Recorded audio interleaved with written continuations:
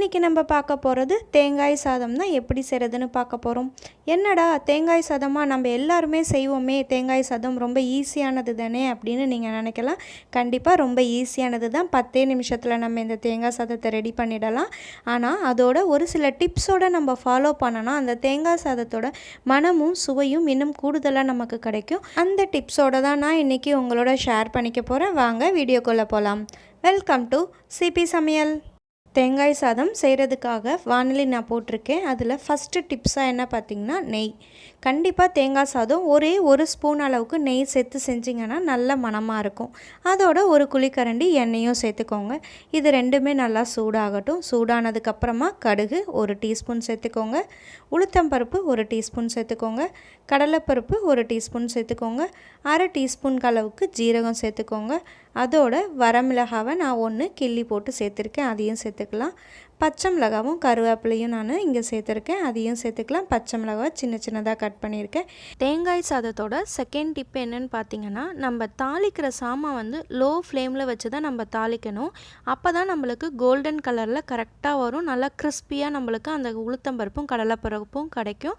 இல்லாட்டி அது வந்து கலர் சேஞ்ச் ஆகிடும், அந்த அளவுக்கு நல்லா இருக்காது. இப்போ கொஞ்சமாக முந்திரி பருப்பு சேர்த்துக்கலாம். அதோட தேர்ட் டிப்பாக முக்கியமானது இஞ்சி.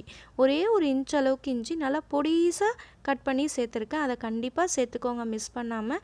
இந்த இஞ்சியோட ஃப்ளேவர், பச்சை மிளகாய், கருவேப்பிலோட ஃப்ளேவர் எல்லாம் சேர்ந்து அந்த தேங்காய் சாதத்துக்கு ரொம்ப மணத்தையும் சுவையையும் கூட்டி தரும். அதனால் மிஸ் பண்ணாமல் அந்த இஞ்சியை சேர்த்துக்கோங்க. அதோட வாசனைக்கு 1/4 டீஸ்பூன் அளவுக்கு நம்ம பெருங்காயத்தூள் சேர்த்துக்கலாம். இப்போ இது எல்லாமே நல்லா லோ ஃப்ளேமில் வச்சு நல்லா கோல்டன் கலரில் இந்த அளவுக்கு எடுத்துகிட்டு வந்ததுக்கப்புறமா இங்கே நம்ம தேங்காய் சேர்க்க போகிறோம். தேங்காய் சாதத்தில் முக்கியமான 4th டிப் என்னன்னு பார்த்தீங்கன்னா தேங்காய் சாதம் செய்யும் போது எப்பயுமே கொஞ்சம் ஃப்ரெஷ்ஷான தேங்காவாக, துருவின தேங்காவாக நம்ம எடுத்து செஞ்சோம்னா ரொம்ப டேஸ்ட்டாக இருக்கும். அந்த ஈரத்தன்மை லைட்டாக வறுப்பட்டு நம்ம அந்த சாதம் கிளறும் போது அந்த அளவுக்கு டேஸ்ட்டு கொடுக்கும். 5th டிப் என்னன்னு பார்த்தீங்கன்னா, தேங்காய் வந்து ரோஸ்ட் ஆகக்கூடாது, அதே சமயம் கலரும் சேஞ்ச் ஆகிடக்கூடாது.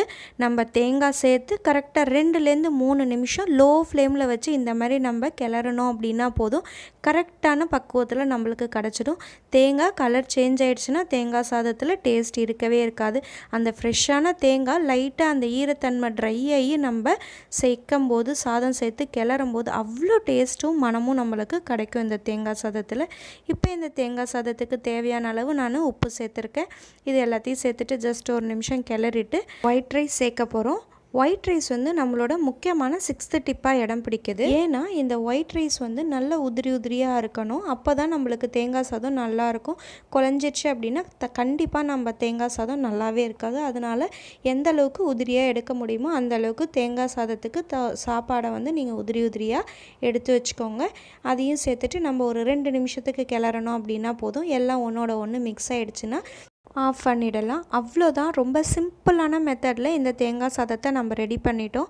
பாருங்கள் நம்மளோட தேங்காய் சாதம் எந்த அளவுக்கு உதிரியாக இருக்குன்ட்டு. இப்போ பார்த்திங்கன்னா அந்த தேங்காய் சாதத்தில் நல்ல ஒரு மனம் இருக்கும், அதே சமயம் சுவையும் அதிகமாக இருக்கும். ஏன்னா அந்த பச்சை மிளகாய், இஞ்சி, கருவேப்பிலை சேர்த்து நம்ம சேர்க்கும் போது அந்த கொத்தமல்லி இலை தூவணுன்ற நெசசிட்டியே இல்லாத அளவுக்கு நம்மளோட தேங்காய் சாதம் நல்ல ஒரு டேஸ்ட்டோடு இருக்குங்க. இந்த மாதிரி நீங்களும் ஒரு வாட்டி இந்த தேங்காய் சாதத்தை ட்ரை பண்ணி பாருங்கள். கண்டிப்பாக இந்த தேங்காய் சாதத்துக்கு பொட்டேட்டோ ஃப்ரையோடு நீங்கள் சர்வ் பண்ணுங்கள், அட்டகாசமாக இருக்கும். தேங்காய் சாதத்துக்கு அதோட பெஸ்ட் காம்பினேஷன் வேறு எதுவுமே கிடையாதுங்க. இந்த தேங்காய் சாதம் ரெசிபி கண்டிப்பாக உங்களுக்குலாம் பிடிச்சிருக்குன்னு நினைக்கிறேன். பிடிச்சிருந்ததுன்னா மறக்காமல் இந்த வீடியோவுக்கு ஒரு லைக் கொடுத்துருங்க. உங்கள் ஃப்ரெண்ட்ஸ் அண்ட் ரிலேட்டிவ்ஸோடு நீங்கள் ஷேர் பண்ணிக்கோங்க. சிபி சமையல் சேனல் இன்னும் சப்ஸ்கிரைப் பண்ணல அப்படின்னா மறக்காமல் சப்ஸ்கிரைப் பண்ணிவிடுங்க. தேங்க்ஸ் ஃபார் வாட்சிங்.